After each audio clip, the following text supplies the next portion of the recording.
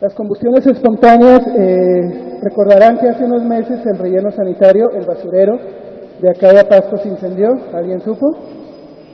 ¿Sí supieron? Bueno, se incendió, se quemó más de la mitad. Esto se debe a que tenemos mucho material que se puede quemar ahí, mucho material que de forma al contacto del calor se puede prender fuego y termina pasando lo que ocurrió aquí, que sumado a lo que estamos hablando del cambio climático hace un momento, es algo que se está viviendo cada vez más fuerte. Tan solo en lo que va del año, en el Estado de México, se han quemado 9 rellenos sanitarios. De estos 9, 3 ya no pueden seguir funcionando y se tienen que cerrar y se tiene que buscar otro espacio donde ir a dejar los residuos, precisamente por las combustiones espontáneas. De la incineración, ¿cuáles son los impactos de la incineración?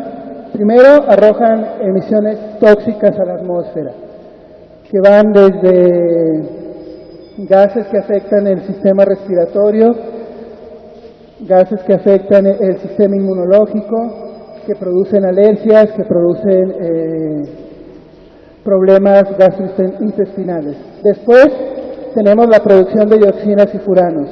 Las dioxinas y furanos son dos tóxicos, dos compuestos químicos que solamente los producimos los seres humanos, es decir, no existen en la naturaleza. La naturaleza no los puede producir, los producimos nosotros con nuestras actividades.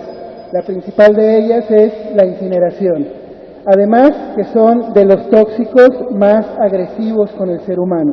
Producen cáncer, producen muchos tipos de cáncer, producen infertilidad, producen malformaciones congénitas en niños cuando recién nacen, producen además lento aprendizaje, nos cuesta más aprender, nos producen pérdida de memoria, entre otra serie más de problemas que producen estos dos tóxicos que son bioacumulables, es decir, si yo los tengo, se los heredaré a mi hijo y este a su hijo y este a su hijo.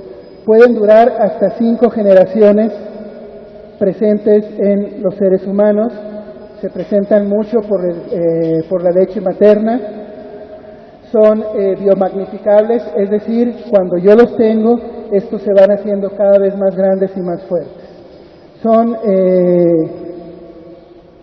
altamente peligrosos y se producen en cualquier tipo de incineración donde existan productos de residuos humanos, es decir, plásticos, papel, llantas, etcétera, etcétera. Cualquier tipo de residuos sólidos urbanos, cualquier tipo de residuos industriales, se corre el riesgo de que presenten o que se puedan hacer dioxinas y furanos.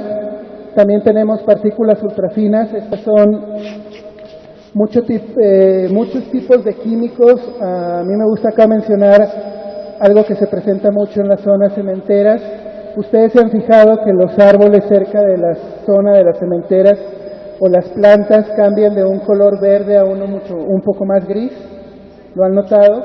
Este tipo de color es por estas partículas. Si ustedes pasan un trapo húmedo, verán que se les caen. En los carros también se presentan. Han notado que los carros en sus casas primero presentan este polvito que luego se empieza a descarapelar la pintura.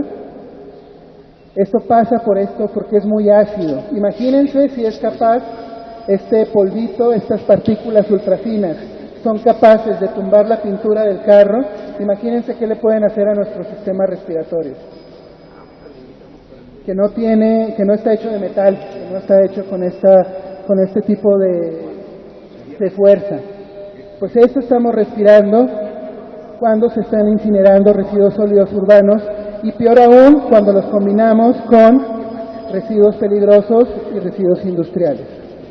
En general lo que produce son daños en la salud ambiental y humana. Este polvito que les menciono, que se va acomodando en las plantas, también se acomoda en los cultivos, también se acomoda en la tierra, y yo no sé si lo han notado, pero las zonas donde se están incinerando algunos tipos de residuos, la agricultura en picada. Cada vez se puede cosechar menos, cada vez se puede cultivar menos, porque ni la tierra está en condiciones, y cuando se logra dar algo, no es suficiente precisamente por esto que estamos mencionando. ¿Y cómo andamos en el reciclaje? Lo escuchamos en todas partes, ¿no? La televisión nos dice que hay que reciclar, por ahí nos dice, los medios en general nos dicen que hay que reciclar, pero en México solamente estamos reciclando el 6%. De las 38,000 toneladas al día que producimos a nivel nacional, solamente recuperamos el 6%. Muchachos secundarianos, hagan la cuenta, 38,000 toneladas y sacan el 6%, para que se den un poco de idea de cuánto estamos reciclando. Y sin embargo, lo único que reciclamos, o lo que más se recicla, es plástico y aluminio. El plástico que más reciclamos es el PET, y el aluminio que más reciclamos son las latas, ya sea de cerveza o de soda. Lo demás se va directamente a los rellenos sanitarios. Y otra vez, el reciclaje está bien, hay que reciclar y hay que reciclar todo lo que podamos, hay que comenzar a reciclar en nuestras casas para ir bajando lo que llega a los rellenos sanitarios y los impactos que esto está causando.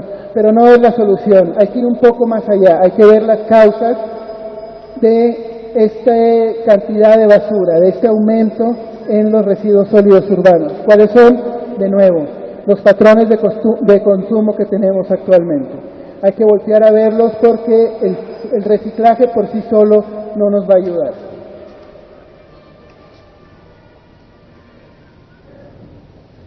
Con este 6% que estamos reciclando, que son PET y latas de refresco, estamos dejando fuera un 84%, es decir, el 90% de la basura que nosotros producimos, de los residuos sólidos urbanos que nosotros producimos en casa, tienen posibilidades de ser reciclado, de ser reutilizado y de ser compostado. Es decir, de estos 2 kilos de basura que producimos, tenemos oportunidad de salvar el 90% para compostarlo, para reciclarlo, para reutilizarlo. Los rellenos sanitarios, en vez de ver estos lugares que además no son agradables a la vista, si los cambiáramos, si tuviéramos esta idea de reciclar, de reutilizar, de separar, podrían ser lugares, centros de reciclaje, aptos para apoyar a la economía local. Es decir, los podríamos acomodar, mandar la basura separada, y la gente que trabaja ahí podría estar recibiendo mucho más dinero al estar los residuos limpios que lo que está recibiendo actualmente, apoyando a la economía local. La lógica de enterrar y o incinerar los residuos no es compatible con la naturaleza. Si ustedes observan a cualquier otro animal, no se encarga de hacer lo que nosotros hacemos, ni quema ni entierran sus residuos, porque la naturaleza tiene ciclos y se maneja por ciclos. Nosotros lo manejamos de una manera lineal y ahorita vamos a ver un poco más de eso. Nuestro modo de producción actual es ese.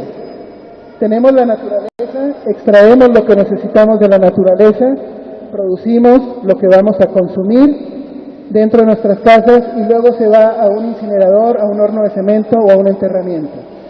Es lineal, se maneja de forma lineal. Tenemos un sistema de producción que es lineal. La naturaleza se maneja de forma cíclica y el mejor ejemplo es el papel.